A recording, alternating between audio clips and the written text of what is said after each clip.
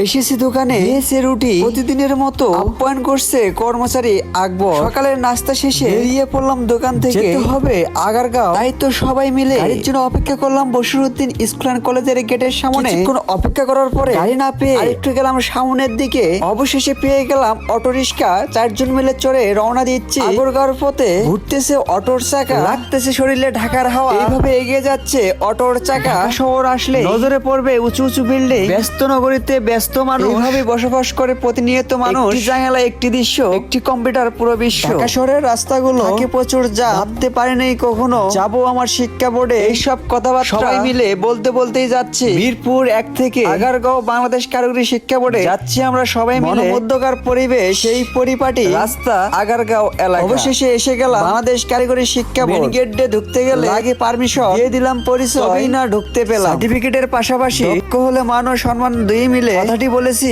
অনেকবার। দক্ষ হয়েছি বিদায় আজকে আসতে পেরেছি এখানে। যাবো ইলেকট্রিক্যালের কাজ, সুন্দরভাবে কাজ বুঝিয়ে দিতে পারলে নিজেকে গণ্য মনে হবে। কাজের ফাঁকাফাঁকি অনেক কষ্ট করে ভিডিও বানিয়ে যাচ্ছি, আপনাদের একটু ভালোবাসা পেলে এই কষ্টটাকে সার্থক মনে হবে। নতুন করে হচ্ছে ভবন, উঠে পড়লাম ছাদে। শেষ করে সবাই হয়ে গেছি ক্লান্ত। হাতের খিচুড়ি খেয়ে মুখে লেগে আছে সবার। এই কথাই বলতে ফিরে গেলাম আবার